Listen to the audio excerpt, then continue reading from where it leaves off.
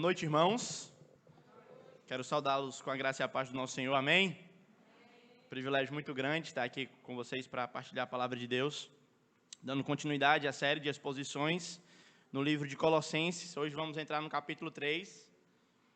Temos aí então mais essa mensagem e mais outras duas para terminarmos Colossenses, se o Senhor permitir. E aí já estou me planejando e orando para trabalhar com os irmãos Malaquias. Bom, para a gente olhar alguns princípios que eu tenho procurado ver naquele livro. Então, você já pode se preparar e orar por isso. Vou deixar para orar pela pregação na semana, né? Já pode orar aí com uns meses de antecedência, amém? Meus irmãos, tem um livro do Machado de Assis, um conto, na verdade, chama-se A Igreja do Diabo. E ele começa assim: conta um velho manuscrito beneditino que o diabo, um certo dia, teve a ideia de fundar uma igreja. Embora os seus lucros fossem contínuos e grandes, o diabo sentia-se humilhado, com um papel avulso que exercia desde o século, sem organização, sem regras, sem cânones, sem ritual. Vivia, por assim dizer, dos remanescentes divinos, dos descuidos e dos obséquios humanos. Nada fixo, nada regular. Por que não teria então o diabo a sua própria igreja? A igreja do diabo era um meio de combater as outras religiões e destruí-las de uma vez. Então ele estava frustrado, porque a única adoração que ele tinha era a adoração que vinha dos descuidos da outra parte. E aí, então ele resolveu fundar uma igreja, organizar os seus dogmas, onde a caridade era proibida, onde a fidelidade era pecado, onde o amor era a maior iniquidade que podia existir. E aí então começou o diabo a plantar a sua igreja, onde tudo era às avessas. Até que um dia o diabo ficou frustrado ao encontrar um líder da sua igreja dando uma esmola escondido. Ficou frustrado ao encontrar um irmão lá da igreja amando as pessoas, perdoando, e ficava furioso, até que ele foi constantemente sendo frustrado pelas experiências, e então ele foi se queixar com Deus. E então, depois de muita queixa, o Senhor responde ao diabo, e ele diz: Senhor, eu não quero mais essa ideia de igreja não, esse negócio dá muito trabalho, eu não vou querer a igreja não. O pessoal estava na sua igreja, eu dei a oportunidade para eles fazerem tudo errado, e agora que eles estão na oportunidade de o errado ser certo, eles querem fazer o certo porque o certo é errado. E então Deus respondeu para o diabo: o que queres tu, meu pobre diabo? As capas de algodão da franja agora têm seda, como as de veludo tiveram franja de algodão. O que queres tu? Isso é a eterna contradição humana. Que eterna contradição é essa, irmãos? Que nos faz viver uma vida que caminha em direção contrária àquilo que dizemos crer. Por isso, eu nomeei a reflexão dessa noite de acreditando em Deus, mas vivendo como se Ele não existisse. Por isso que eu quero que você abra a Bíblia lá em Colossenses, como eu já havia dito, no capítulo 3, nós vamos ler do verso 1 ao verso 4.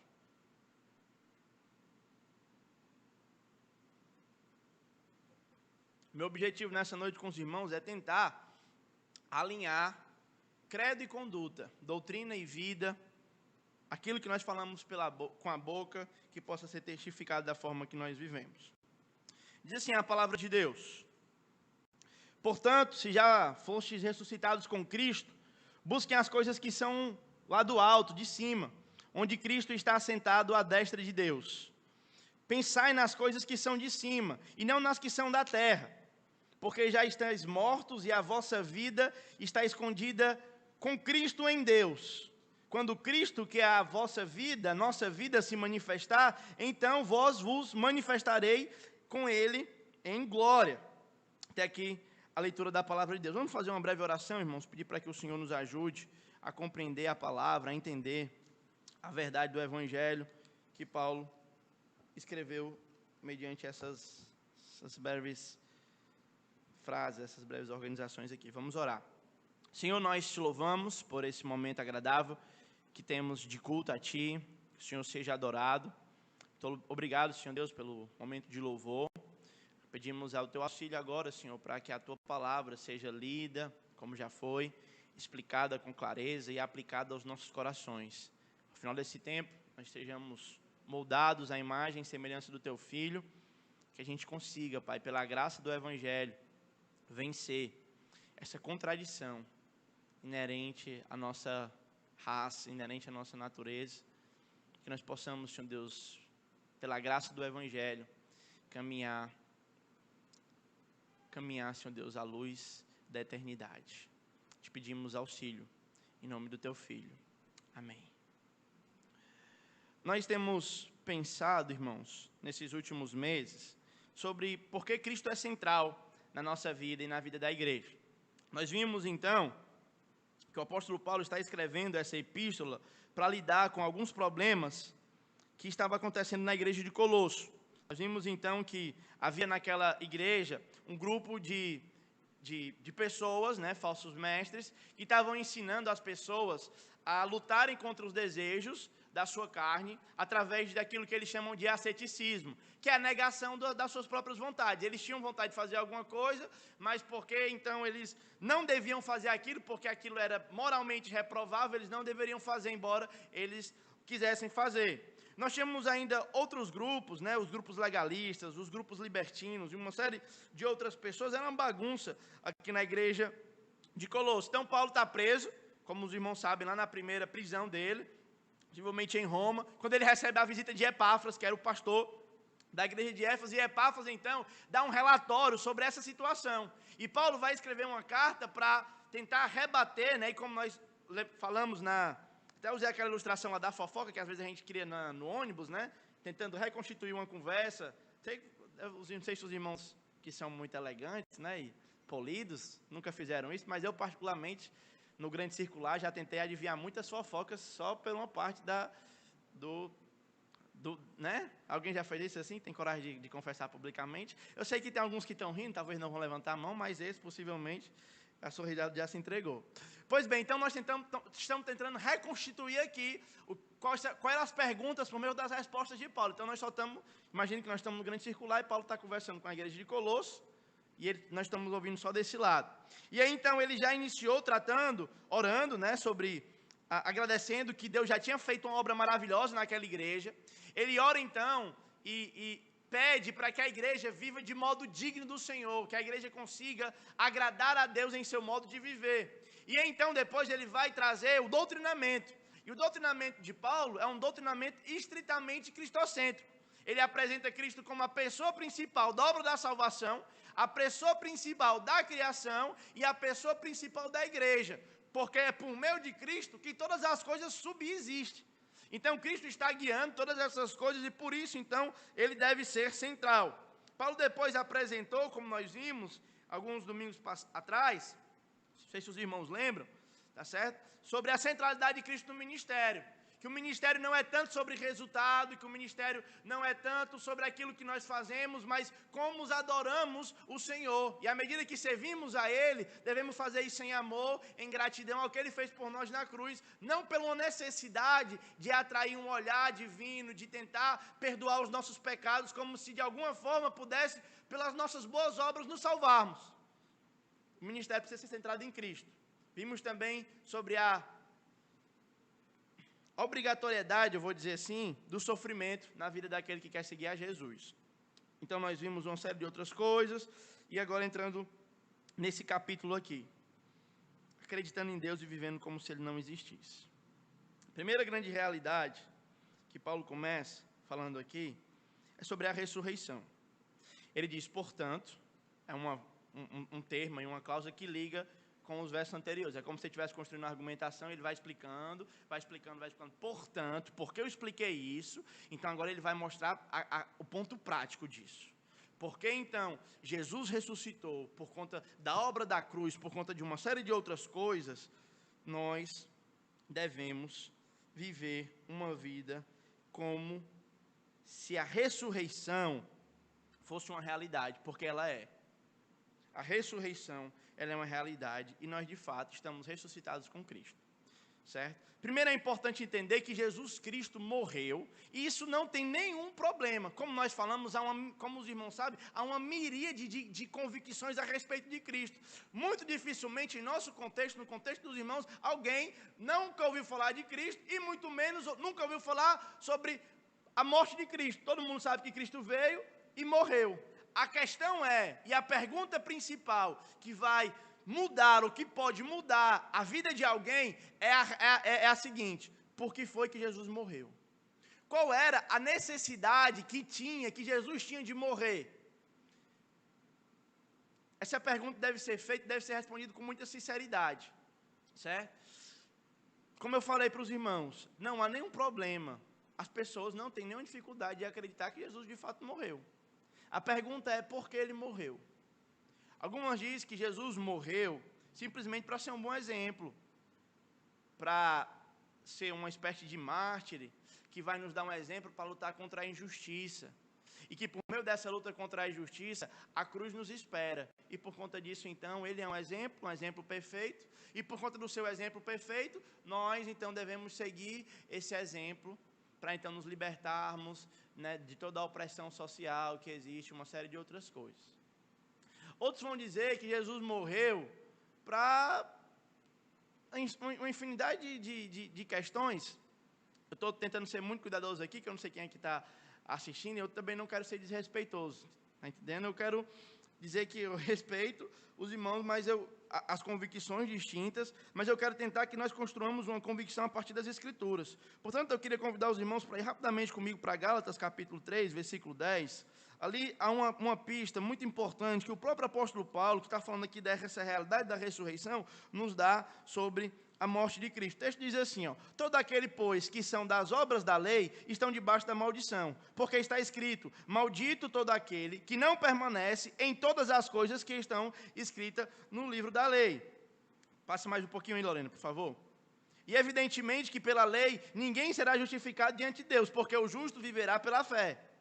Ora, a lei não é da fé, mas o homem que vier estas coisas por ela, que fizer essas coisas por ela, viverá. Cristo nos resgatou da maldição da lei, fazendo-se maldição por nós, porque está escrito, maldito todo aquele que for pendurado no madeiro. Os homens são pecadores. O que distingue o cristianismo de todas as outras visões do mundo é porque todas as outras visões do mundo, elas dividem o homem em duas categorias, os bons e os maus. Os bons estão do meu lado e os maus são os meus opositores. Portanto, se você quiser ser bom, você tem que se aliar ao meu lado, para que no meu lado você consiga então caminhar pelo bem, e assim nós vamos fazer uma revolução, uma mudança, né? Isso é muito perceptível no discurso dos políticos. Todo político que apresenta, que ele se apresenta como novo, ele se apresenta como uma ferramenta de mudança. Por que é que as utopias brilham tanto aos nossos olhos? Por que os ideais revolucionários nos seduzem tanto? Porque nós somos essas pessoas que têm essa dicotomia, vivemos nessa distinção. No entanto, o cristianismo se diferencia dessas outras convicções de mundo, porque ele diz, não existe ninguém bom. Todos nós somos ruins, a maldade do mundo não começa com o outro, a maldade do mundo começa comigo. Pense comigo na narrativa feminista, por exemplo. Qual é o grande problema? O grande problema são os homens, que são tiranos, têm uma série de problemas. Pense comigo nas narrativas, de modo geral, vou ser bem amplo aqui, das esquerdas. Qual é o grande problema? A opressão, a lutas de classes, o patrão, a má distribuição de renda. Portanto, para que nós pudéssemos conseguir trazer uma redenção para o mundo, precisaríamos somente acabar com a opressão da classe de cima, né, da alta classe, sobre o proletariado, e então haveria paz e tranquilidade em todo o mundo. De um ponto de vista mais à direita, o grande problema é o Estado. Imposto é roubo. Então nós precisamos dar liberdade para todo mundo, botar o Estado para cuidar só da segurança e uma série de outras coisas. Mas nunca, nenhuma narrativa secular tem a coragem de dizer que o problema da sociedade é a gente. Olhar para si e dizer, o problema começa em mim. E eu não estou falando, irmãos, muito provavelmente, isso não é a primeira vez que os irmãos estão escutando isso. Se fosse passado qualquer prova, alguma coisa nesse sentido, os irmãos teriam, assim, completa facilidade em explicar isso. O problema, irmãos, é que eu não gostaria que essa categoria estivesse somente na mente. Eu quero saber se essa convicção de que o problema e a mazela do mundo, da sua família, da igreja, não está no outro, mas está em você. Quem de nós aqui teria a coragem de mergulhar em si mesmo e olhar nas suas insatisfações com esta igreja, porque eu sei que esta igreja não é perfeita, e dizer que a insatisfação sua com a igreja, ou a irrelevância da igreja na sociedade, ou toda sorte de problema que exista na igreja, se dê por sua causa, e não pela do outro. Eu sei que é um discurso que me coloca numa posição muito confortável, que me coloca os demais mãos da liderança muito confortável. Mas eu estou querendo, irmãos, muito mais do que pensar a igreja. Isso é importante também, mas muito mais do que isso, eu quero levar os irmãos para uma reflexão profunda a respeito de você. O problema da sua casa, será mesmo são os seus filhos? Será mesmo que o problema é a ausência de dinheiro? Será mesmo que o problema que está acontecendo na sua vida é culpa dos outros? Ou será que você tem alguma parcela de culpa nisso? Ou será que a culpa não é nem só parcelada? Será que é toda? Será que o mal que existe no mundo, a injustiça que existe no mundo, pode ser debitada na nossa conta? Porque, irmãos, eu olho, eu mesmo tenho dificuldade de me enxergar desta forma.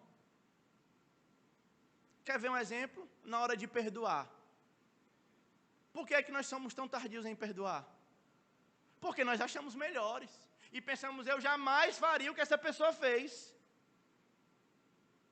Portanto, eu não vou.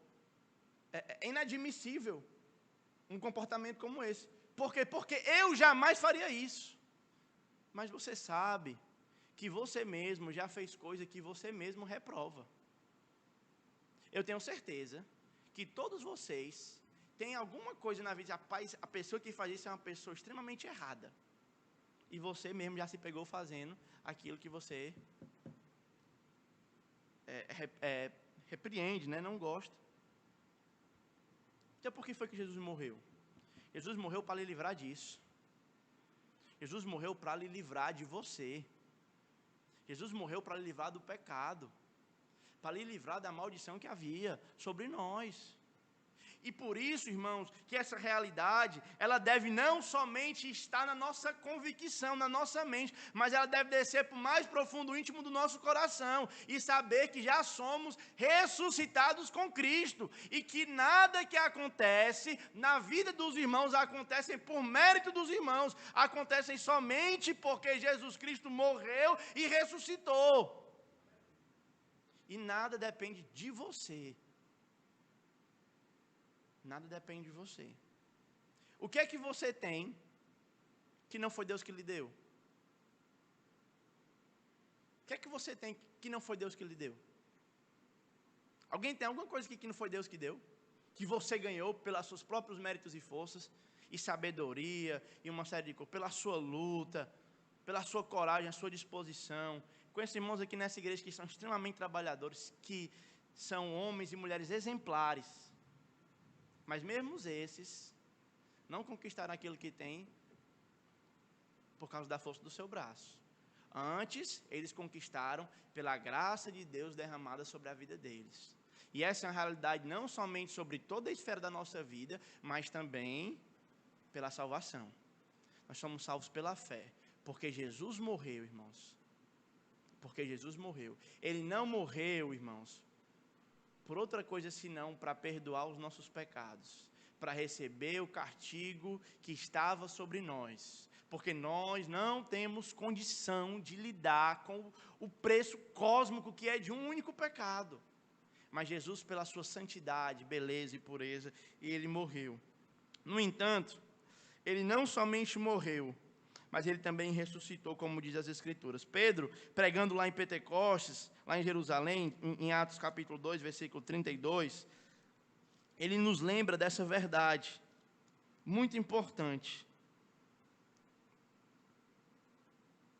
Atos capítulo 2, versículo 32. A este Jesus, Deus ressuscitou e todos nós somos testemunhas. E aqui, irmãos, Pedro coloca uma pedra fundamental no edifício da convicção cristã. A convicção que Cristo ressuscitou. E, irmão, se Jesus ressuscitou, então tudo na nossa vida pode ter uma esperança. Por quê? Porque nós entendemos que essa realidade que a gente vive, ela é uma realidade passageira. Que essa vida que a gente está vivendo aqui agora, ela não tem um fim em si mesmo. Porque, como eu já falei aqui, se ela tiver um fim em si mesmo, ela não faz o menor sentido. Não faz o menor sentido. Não faz o menor sentido, mais uma vez, os irmãos estarem aqui cantando para uma ideia,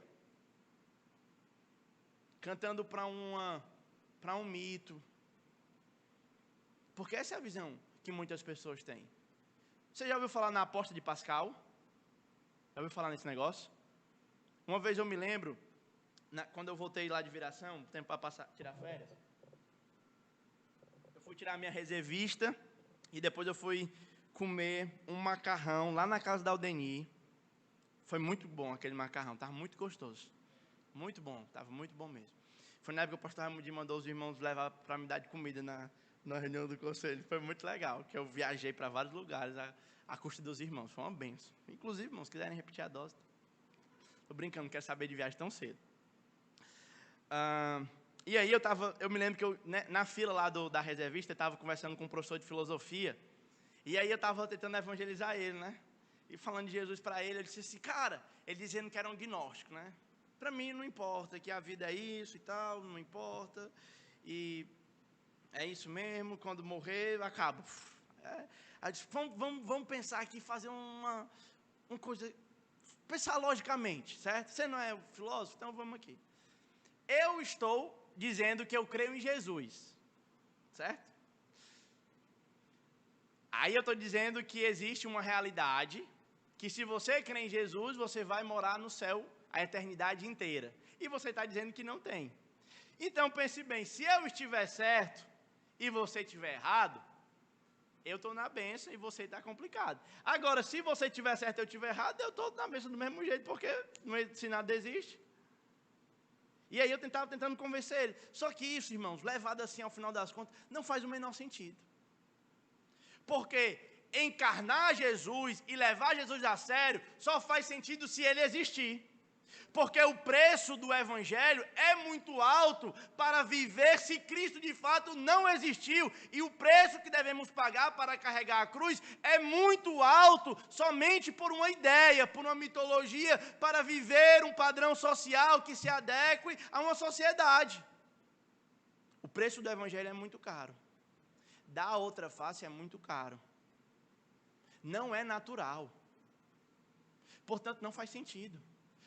Só faz sentido fazer o que os irmãos estão fazendo aqui, se Jesus ressuscitou. E a pergunta que você deve fazer, olhando no fundo do seu coração e da sua alma é, eu de fato acredito nessa verdade? Eu de fato estou disposto a apostar todas as fichas da minha vida na verdade que Jesus morreu e ressuscitou, e que não somente isso, como o texto fala, eu estou morto, crucificado e ressuscitado com Ele. E agora eu já não vivo mais para mim, porque agora Cristo é quem vive em mim. Quando você olha no espelho, então você não deveria ver você mesmo. Quando você olha para o futuro, você não deveria ver as suas aspirações. Ao olhar no espelho, você deveria ver o rosto do Nazareno resplandecendo sobre o seu. Ao olhar, projetar o seu futuro, você não deveria ver os seus desejos e as suas aspirações. Você deveria ver os desejos e as aspirações bíblicas que Deus tem para você. Se você está ressuscitado com Cristo. Nós morremos, irmãos, com Cristo. Fomos sepultados, mas ressuscitamos pelo poder do Evangelho. Por meio da fé. Somente a fé.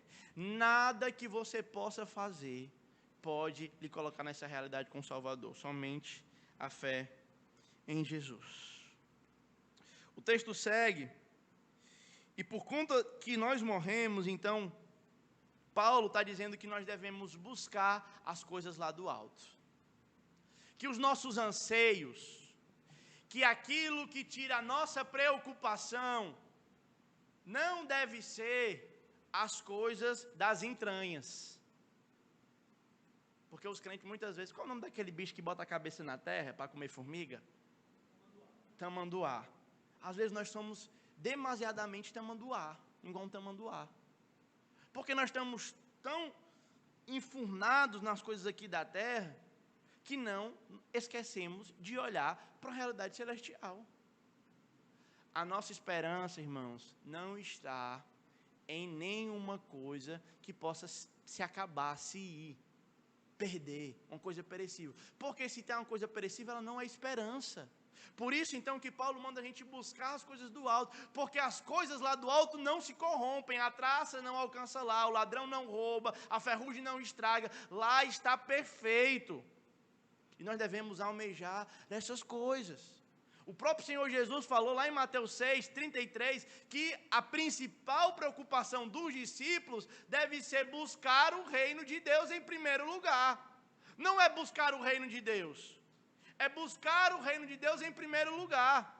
Eu não tenho a menor dúvida de que muitos dos que estão me escutando aqui têm buscado o reino de Deus. Mas uma pergunta que só você pode responder é se essa busca pelo reino de Deus tem sido uma busca que está em primeiro lugar na sua vida. É interessante como aquilo que mais tem nos afastado do Senhor não é, pelo menos pelo que eu conheço dos irmãos, uma vida devassa de pecado. Aquilo que tem mais nos afastado do Senhor é a nossa boa conduta, é a nossa moralidade. Lembra da parábola do filho pródigo? A parábola do filho pródigo não é sobre um filho perdido e outro gente boa, não. É sobre dois filhos perdidos e um pai indo em direção aos dois. Um estava perdido porque se entregou à devassidão dos seus prazeres. Outro estava perdido porque confiou na sua obediência. E o pai teve que sair de casa para ir buscar ambos. E quando ele chegou no filho mais velho, ele disse: eu tenho obedecido todos esses anos ao Senhor perfeitamente e nunca me deste nada. Espera aí, você estava servindo a Ele pelas coisas que Ele ia dar ou por quem Ele é? A Elizabeth Elliot conta uma historinha, é fictícia, mas serve muito bem para ilustrar esse ponto aqui. Disse ela que Jesus estava com os discípulos e Ele disse assim: cada um de vocês pegue uma pedra e carregue para mim. E aí todos os discípulos pegaram, e o Pedro olhou para a pedra menor, e pegou a pedra menor e saiu carregando. Isso era de manhã. Quando foi na hora do almoço, Jesus então falou: vamos parar. Jesus deu graça e disse: hora do almoço. As pedras transformaram-se em pães e todo mundo comeu. E Pedro ficou com a pedrinha bem pequenininha, né? E ficou com fome. Aí Jesus falou assim: vamos lá, pessoal, cada um de vocês agora pegue uma pedra para mim. Aí Pedro pegou uma pedra bem grandona, que ele quase não conseguia carregar, e botou nas costas. E ele começou a andar, pesado, e com dificuldade, e andando. Ele disse: está difícil, mas eu vou ficar firme, porque está chegando a hora do jantar. E na hora do jantar eu vou me dar bem. Quando chegou na hora do jantar, o mestre parou na beira de um rio e disse: pessoal, tá bom aqui, está na hora do jantar. Agora joguem a pedra no rio. Aí o Pedro ficou indignado, né? Disse: mas Senhor, como é que o Senhor faz isso? Aí Jesus falou: você estava carregando a pedra para quem? Para você ou para mim? O mandato de Jesus é que a gente pegue a pedra e carregue para Ele. O mandato de Jesus é que a gente busque em primeiro lugar o reino de Deus e a sua justiça. E porventura as coisas vão ser acrescentadas. Mas nós não devemos buscar o reino por causa das coisas. É o reino pelo reino. Por isso, então, é mandamento buscar as coisas do alto. Mais uma vez, irmãos, Eu sei que os irmãos têm buscado as coisas de Deus. A prova disso é que os irmãos estão aqui. A pergunta é, e essa pergunta só você pode responder, é qual é o lugar que o reino de Deus tem estado na sua vida. E aí, essa pergunta, ela envolve um autoconhecimento profundo. E o autoconhecimento, né, dizia aí Nietzsche, dizia que nós somos seres do conhecimento, mas não nos conhecemos. Não nos conhecemos porque não nos procuramos. E quando nos procuramos no lugar errado. Porque nos procuramos em nós. E você não vai se encontrar em você. Você vai encontrar no seu Criador. Portanto, se você quer realinhar a sua vida, você deve se achar em Deus. Achar o seu lugar no reino. Para que então você possa buscar as coisas lá do alto. Agora, por que você deve buscar as coisas lá do alto? Porque é lá onde Jesus Cristo está. Ele está assentado à direita de Deus. E aqui há três coisas que eu gostaria de destacar nessa porção do verso. Ele está no alto, acima de todos. Não há nada e ninguém que está sobre Cristo. Ele está acima de todos, Senhor da igreja, dos principados e potestades, tem o domínio e o governo de toda a história, de toda a realidade, de toda a vida na mão dele. Nada foge do controle de Deus. E mais uma vez, irmãos, a minha pergunta é: que grau de consideração você dá a essa verdade? Você acredita que Deus está no controle de tudo? Com que frequência você fica irado quando as coisas não dão certo? Com que frequência você fica demasiadamente ansioso com as coisas a respeito do futuro? Jesus Cristo não é Senhor sobre tudo. Ele não está à destra de Deus. Estar à destra de Deus não faz com que Ele tenha o domínio do universo todo na mão dele. Porque é então que nós não conseguimos superar, irmãos, essa contradição. De um lado, crer que Deus é soberano, de um lado, crer que Ele tem um governo, e de um outro lado, quando as coisas fogem do nosso controle, nós ficamos irados. Nós não confiamos na doutrina da providência. Por que é que nós ficamos tão preocupados a respeito do futuro? Jesus Cristo está lá, irmãos. Ele é Senhor sobre o futuro, sobre o passado e sobre a sua vida. E Ele prometeu que se você ama Ele, todas as coisas vão cooperar para o teu bem. Nada que você precisa vai lhe faltar. Agora, o ponto aqui, irmãos, é tentar trazer essa verdade para o mais profundo das nossas convicções. E encarnar essas verdades na nossa vida ao ponto de nós vencermos a incredulidade da nossa alma. Porque nós somos, irmãos, por natureza incrédulos. Eu posso confessar várias vezes que eu sou incrédulo para os irmãos. Quando eu estou orando por alguém enfermo e eu termino a oração e eu falo assim: Senhor, mas se o Senhor quiser usar a medicina... Eu não estou dizendo que é errado você orar. Eu estou dizendo que no meu coração, às vezes eu duvido que de fato Deus vai curar. E aí, para mim não ficar feio na fita, eu digo: Senhor, se o Senhor quiser usar... Porque se a pessoa vier me perguntar depois, eu vou dizer: não, mas Deus usou a medicina. Então foi responder a oração. Pedir essa oração é bíblico, eu acho. O que eu estou falando aqui é de motivação, é do que passa no mais interno. Eu estou falando isso, é um exemplo sim, para que você possa olhar, às vezes que você foi incrédulo, a respeito das coisas do Senhor na sua vida. Ele está acima de todos. Segunda coisa, Ele está à destra de Deus. A destra de Deus aqui, irmãos, é uma ideia que Ele está honrado, Ele está em majestade, Ele está em glória. À direita de Deus, Deus Pai o exaltou, coroou Ele com honra, com majestade, para que Ele então pudesse reinar sobre o universo. Ele está reinando, Ele tem honra. Primeira epístola de Pedro, capítulo 3, versículo 22.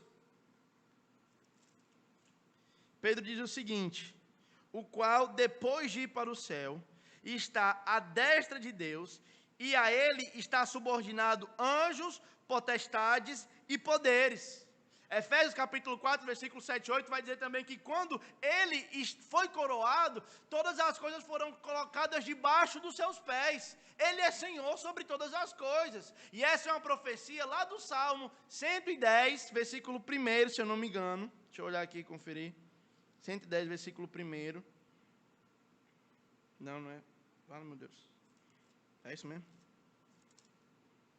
110, versículo 1. Disse o Senhor ao meu Senhor: assenta-te à minha direita, até que eu ponha os teus inimigos por estrado dos seus pés. Ele está à destra de Deus. Ele está coroado, irmãos. Nós não vemos mais um Cristo que está com sede, faminto, cansado, abatido. O Cristo agora que nós olhamos é aquele que tem os olhos como chamas de fogo, a sua voz como o som de muitas águas, e da sua boca sai uma espada afiada de 2 gumes. Ele está coroado, glorificado. É bela a imagem, irmãos, é poderosa, é majestosa, é grandiosa, é Senhor sobre os senhores. Os homens agora o temem, ao olhar as pernas tremem, a voz bambeia. Ele está coroado em majestade. Aleluia, aleluia. E a outra coisa que diz é que ele está sentado. A ideia aqui é que a obra foi consumada. Tem uma passagem lá em Hebreus, esqueci agora a referência, que depois que ele concluiu toda a obra, ele se assentou. E a ideia de sentar é para dizer: não há mais nada a ser feito. Tudo que era necessário para fazer, eu já fui, eu já fiz. Agora o que você precisa fazer é somente crer na mensagem do Evangelho e confiar na obra de Cristo na cruz. Não somente para a salvação, mas para toda a sua vida, para a forma como você vive, se relaciona, lida com os problemas, com os intempéries da vida. O Evangelho, irmãos, não é somente uma verdade que nós aceitamos para iniciar a nossa fé, não. O Evangelho é toda a nossa fé, que deve abarcar tudo, que deve ser a ótica por meio da qual nós vamos olhar para todas as situações ao nosso redor. Cristo está sentado e a sua obra está consumada. O texto segue dizendo, para Paulo falando mais uma vez, para que a gente possa pensar nas coisas lá do alto, onde Cristo habita, não nas coisas daqui da terra. E a ideia, irmãos, aqui que Paulo traz é sobre as questões que perpassam a sua mente. Quais são as preocupações que consomem a sua paciência, que consomem o seu tempo? O que é aquilo que perpassa na sua cabeça de segunda a sábado? Ou de segunda a domingo até as 5 horas da tarde? 6h30, vai. Quais são as questões? São as do alto? São onde Cristo habita? Paulo está dizendo, é nessas coisas que você deve pensar. Agora, pensar nas coisas do alto, irmão, não é ficar pensando, né, nos anjos tocando harpinha, sentado nas nuvens. Essas coisas não. Pensar nas coisas do alto é pensar valorizando aquelas virtudes que ele vai falar lá no versículo 12 ao 17.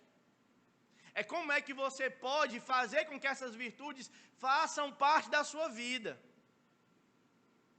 e ser consumido por elas, pelo bem, pela humildade, pela mansidão, pela longanimidade, pela misericórdia, pelo amor, que é o vínculo da perfeição, pela palavra. Eu queria estimular os irmãos a desenvolverem o bom costume de tentar memorizar texto bíblico. Os irmãos, não sei quantos acompanharam a saga que eu tive voltando de Exu, no Instagram. Alguém acompanhou essa saga, que o carro quebrou e tal, não sei o quê. Naquela noite lá, irmãos, eu tive muita dificuldade para dormir, porque eu estava criando uma inúmera, tudo estava resolvido, mas como, né, pecador, você fica pensando, preocupado, uma série de outras coisas. Ah, meu Deus, isso e aquilo, isso e aquilo. E o remédio que eu encontrei para me conseguir dormir foi tentar recitar os versículos que eu tinha decorado. E eu travei uma luta quase que cósmica para tentar dormir. Porque quando a preocupação vem, irmãos, é difícil. Quem nunca de vocês foi orar? Senhor, em nome de... Oh, meu Deus, esqueci aquele boleto para pagar terça-feira. e começa a orar. Aí, Senhor, perdão, vou começar de novo. Aí, meu Deus, em nome de Jesus, me ajuda, meu Pai. O cheque vai entrar e vai voltar. Meu Pai eterno, na escola do menino tem que pegar o boleto daquela reunião. Esqueci de lavar a roupa. E você vai. Irmão, vida real. Né? Mas aí, irmão, você tem que ter combustível. Para que na hora que essas coisas venham, você tenha ferramenta para lutar. Por que é que eu perdi essa batalha? Falta de combustível, irmãos. Temos que ser consumidos pelas coisas do alto. Leitura bíblica. Uma série de outras coisas. Esse é um remédio para a ansiedade que Paulo diz. Lá em Filipenses, capítulo 4, ele vai dizer, o que é que não andeis ansiosos, mas para você não andar ansioso, o que é que precisa ocupar a sua mente? Tudo que é bom, tudo que é puro, tudo que é justo, tudo que é agradável. Se algum louvor nisso, seja isso que ocupe o pensamento de vocês. Agora, se você vai ficar pensando em uma série de outras coisas que estão para além do seu controle, aí, irmão, é complicado. Porque só as que estão no nosso controle para a gente resolver já é difícil. Não é verdade? Imagine as que não estão no nosso controle. Pensar nas coisas do alto. É um remédio. Uma outra coisa, irmãos, é porque o pensamento envolve adoração. E a nossa adoração, irmãos, não pode se limitar ao culto de domingo. A nossa adoração tem que ser 24 horas por dia. Agora, se nós não estamos pensando em Cristo e nas coisas do alto, nós estamos pensando nas coisas da terra. E as coisas da terra nos consomem. O Salmo 115, versículo 8, diz que nós nos tornamos a imagem daquilo que nós adoramos. Então, quanto mais preocupado você estiver com o dinheiro, mais o dinheiro vai lhe consumir. Quanto mais você estiver preocupado com o conforto que você vai ter na aposentadoria, com 16 anos você está preocupado com isso? Será que eu vou conseguir ter uma casa no campo para me aposentar? Eu estou falando isso, irmão, porque é o meu pensamento, entendeu? Será que eu vou conseguir construir minha casa no interior com alpendre, para me poder receber a galera lá em casa quando eu estiver velhinho? Entendeu? Irmãos, falta muitos anos, irmãos sabem, nasci agora. São coisas que não estão dentro da minha esfera de responsabilidade. Eu não consigo lidar com elas. Eu não sei quando... Aqui já está querendo fugir do interior, né? Tá vendo? Aí, irmão, já me deixou preocupado. E agora? Eu não vou mais conseguir. São coisas que não estão na minha área de controle. Por que eu quero controlar elas? Porque quais são as suas? Você as tem? Esqueça. Pense nas coisas do alto, nas coisas daqui a agora. Agora sim, isso também não quer dizer, irmãos, uma inércia total não, viu? Você tem que esquecer as do futuro, as de hoje você tem que lidar. Só que a gente é tão contraditório que a gente esquece os de hoje e quer lidar com os do futuro. O problema é, esqueça os do futuro e lide com os de hoje. À luz das coisas do alto. Caminhando para o final, ele lembra mais uma vez, irmãos, que a nossa vida é Cristo. E ela está oculta nele. Jesus Cristo, Ele está aqui. Amém? Está no meio da igreja. Você não consegue ver Ele, mas Ele está aqui. Jesus Cristo está coordenando as eleições no Brasil. Para o bem dos justos ou para a punição dos ímpios. Jesus Cristo está coordenando as movimentações das células no seu corpo. Pode ser que aconteça que dispare, uma delas seja mais gaiata do que as outras, se torne um caroço. Mas ele ainda assim está no controle. O ponto aqui é acreditar naquilo que a gente não vê. O ponto aqui é confiar que Deus está no controle mesmo quando as coisas estão indo de mal a pior. E acreditar nessa verdade, nós estamos ocultos em Cristo. Nós estamos em Cristo. Ele está aqui, Ele está guiando todas as coisas conforme o conselho da vontade dEle.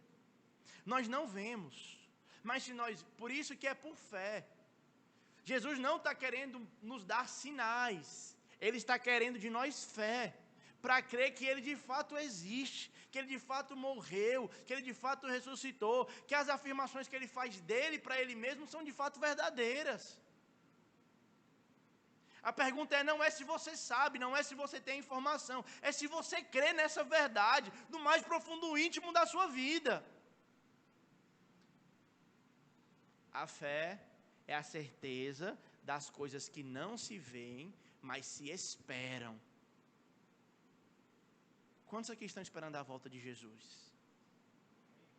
Amém? Ah, se fosse hoje. Será que você quer mesmo, irmãos? Uma pesquisa, faça uma pesquisa interna. Eu tenho vezes que eu olho assim, Senhor, eu não sei se hoje seria um bom dia. Eu falo, irmãos, honestidade. Será que você quer mesmo viver a certeza das coisas, não é? A fé é a certeza das coisas que não se vê, mas se esperam. Será que você quer ver mesmo as coisas que você espera? Ou será que não, eu quero primeiro construir o meu projeto, para que depois que eu realizar o meu projeto, Jesus pode voltar, porque eu vou estar satisfeito. Nenhum projeto temporal vai lhe satisfazer. Não vai. Mas o céu, se você tiver ele em autoestima, ele vai te satisfazer. Porque você foi criado para lá. Não para essas coisas daqui. E a nossa vida está oculta. Agora no versículo 4, Paulo vai dizer que Cristo, que é a nossa vida, quando Ele se manifestar, então nós também seremos manifestados com Ele em glória. Portanto, o período que os irmãos estão passando aqui nessa vida, com ambiguidades, com incoerências, com sofrimentos, com contradições, com angústias, com perdas, com desprazeres, você precisa entender, eu preciso entender que isso é passageiro, é temporal, vai passar, vai passar. Toda dor é por enquanto, né? Como diz a canção aí do um cantor aí, Marcos Almeida, eu acho. E Jesus vai se manifestar. E quando Ele se manifestar, irmãos, Ele virá em glória, Ele virá em majestade, Ele virá, irmãos, para acabar com todo o sofrimento. E a partir dele, então, as coisas que não nos faziam sentido, então, serão explicadas. Ou não também, mas não vai importar. Porque o nosso maior anseio vai ser satisfeito, que é ver face a face o Cordeiro que morreu e foi imolado, que venceu a morte pelos nossos pecados. Ninguém sabe o dia, ninguém sabe a hora, mas uma coisa se sabe, Ele virá. Jesus Cristo vai voltar para buscar o seu povo. Ele vai voltar para buscar a sua igreja. Ele vai voltar e nós vamos adorar Ele com pessoas de todos os lugares e vamos dar dignidade a Ele, vamos reconhecer a perfeição que Ele é, vamos ficar encantados, deslumbrados com a beleza que Ele é, que Ele vai revelar para cada um de nós, irmãos.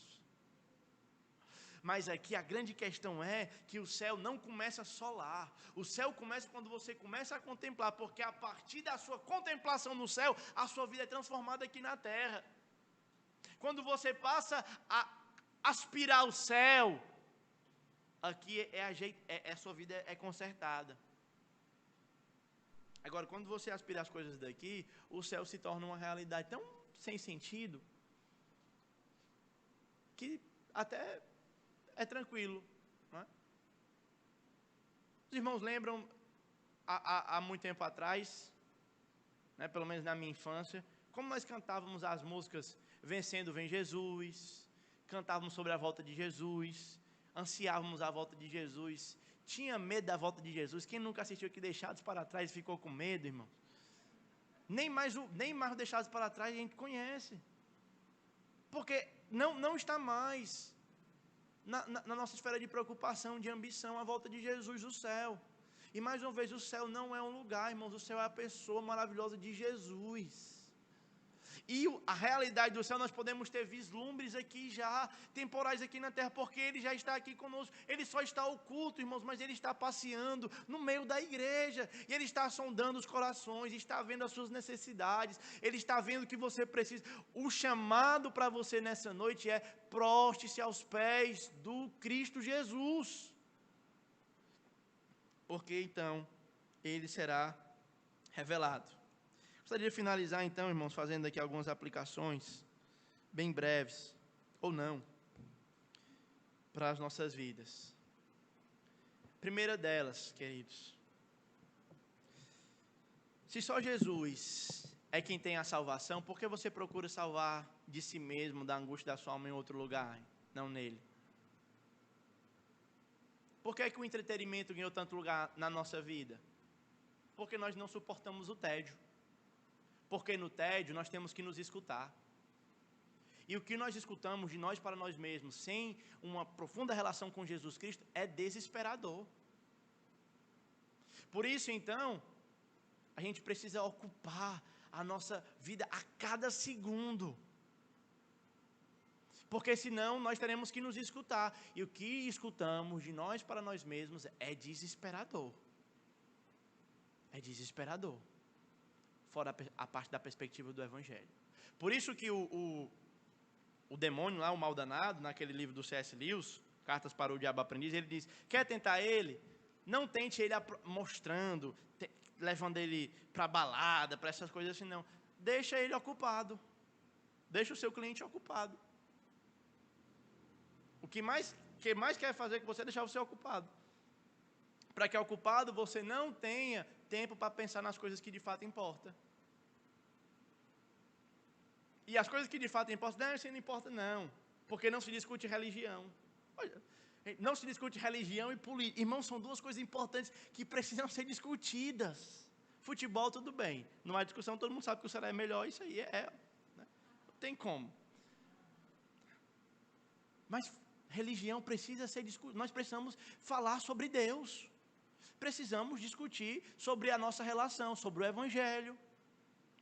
E política também, embora eu esteja falando aqui, né, mesmo cobrando mais de mim mesmo, uma preocupação social, uma preocupação, não estou falando de política partidária, mas é uma preocupação da política como um todo. Né?